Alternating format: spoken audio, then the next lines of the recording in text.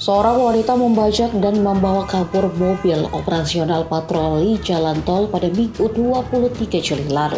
Kini identitas wanita tersebut pun terungkap. Jessica Koro, umur 33 tahun sebelumnya membuat gaduh saat kabur usai membajak mobil patroli pengelola tol di gerbang Jatiwaringin.